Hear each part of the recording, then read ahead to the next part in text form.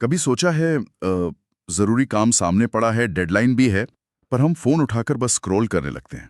मतलब ये होता क्यों है? हाँ, ये बहुत आम बात है। आज हम इसी पर थोड़ी बात करेंगे। हमारे पास unlock focus, master your brains psychology से कुछ अहम जानकारी है। बिल्कुल। मकसद साफ है, ये समझना कि काम टालना वो सिर्फ आलस नहीं है, नहीं, बिल्कुल नहीं। बल्कि दिमाग की शायद कोई कोई प्रक्रिया है, और क्या इससे निपटने का कोई आसान तरीका है।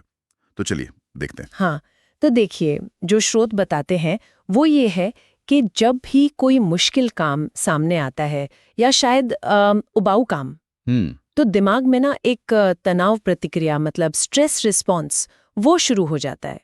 एक तरह का अलार्म समझिए। अच्छा, स्ट्रेस रिस्पॉन्स। और यहीं से मतलब बात थोड़ी और पेचीदा हो जाती है ना? हाँ, रिसर्च ये कहती है कि दिमाग का एक हिस्सा है एमिगडाला। हाँ, एमिगडाला, वो दिमाग का खतरे का सेंसर जैसा है, वो एकदम से एक्टिव हो जाते हैं। बिल्कुल, और जैसे ही ये सेंसर ऑन होता है तो वो हमारे दिमाग का जो सोचने समझने वाला हिस्सा है, प्लानिंग वाला, प्रीफ्रंटल कॉर्टेक्स। हाँ, प्रीफ्रंटल कॉर्टेक्स, समझिए हमारा कंट्रोल सेंटर, उसको वो लगभग बंद सा कर देता है। बंद कर देता है। हाँ, ये बहुत जरूरी बात है। दिमाग असल में हमें उस काम के खतरे से, जो उसे लग रहा है, उससे बचाने की कोशिश कर रहा होता है। बचाने की मतलब काम टालकर वो हमारी मदद कर रहा है। ये तो उल्टा लग रहा है सुनने में। हाँ, थोड़ा अजीब है, पर स्रोत यही इशारा करते हैं।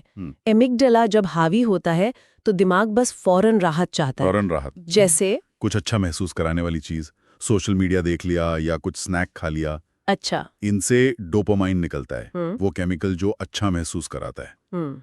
तो ये पूरा खेल एक तरह से उस तनाव से बचाने का है। ये एक बचाव का तरीका है, एक डिफेंस मैकेनिज्म। अच्छा, तो मतलब ये दिमाग की एक आदत है, मुश्किल से बचाने वाली आदत, भले ही वो काम जरूरी हो। हाँ, बिल्कुल। तो फिर इस आदत से, इस रिएक्शन से निपटा कैसे जाए? क्या श्रत कोई रास्ता बताते हैं? हाँ, और तरीका बहुत ही मतलब आसान सा है। आसान बताइए। लेखक कहते हैं कि काम को इतना छोटा बना दो कि दिमाग का वो सेंसर एमिगडाला उसे खतरा माने ही नहीं, इतना छोटा कि अलार्म बजे ही नहीं। हाँ, जैसे कोई उदाहरण? जैसे मान लीजिए रिपोर्ट लिखनी है, तो बस ये सोचें कि मैं सिर्फ एक लाइन लिखूंगा।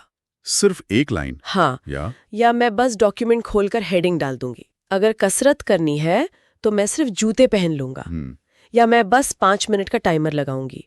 बस शुरुआत, वो भी इतनी छोटी कि दिमाग को लगे अरे इसमें क्या खतरा है। कमाल है, मतलब अलार्म को बजने का मौका ही नहीं देना। एग्जैक्टली इससे शायद एक रफ्तार सी बन जाती होगी, है ना, मोमेंटम। हाँ बिल्कुल। पर एक सवाल है, क्या सिर्फ एक वाक्य लिखने से या जूते पहनने से काम हो जाएगा? ये कहीं खुद को बहलाना तो नहीं? नहीं नहीं, ये सवाल बिल्कुल जायज है। देखिए, मकसद वो एक वाक्य नहीं है। अच्छा। मकसद है वो पहली रुकावट, वो जो शुरू करने में झिझक होती है ना, हाँ। उसे पार करना, जिसे एक्टिवेशन एनर्जी भी कहते हैं।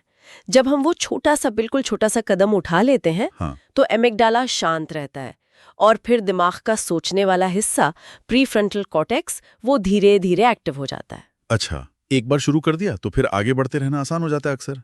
ये बस दिमाग के पुराने हिस्से को थोड़ा चकमा देकर नए हिस्से को काम पर लगाने जैसा है। समझ गया। तो ये विल पावर की लड़ाई कम और स्ट्रैटेजी की ज्यादा है। बिल्कुल सही कहा।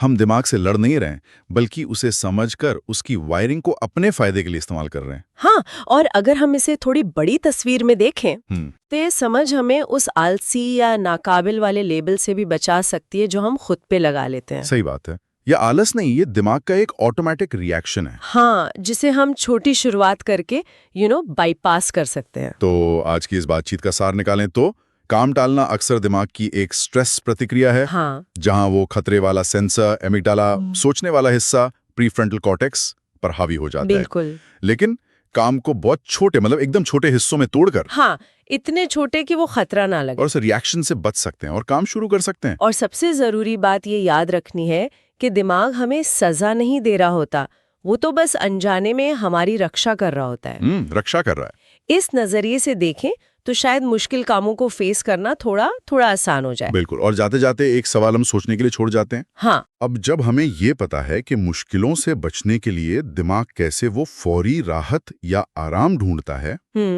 तो क्या इस जानकारी को हम जिंदगी के दूसरे हिस्सों में भी इस्तेमाल कर सकते हैं, जहां शायद ध्यान या मोटिवेशन की कमी महसूस होती हो? हाँ, ये सोचने वाली बात है। इस पर सोचिएगा जरूर।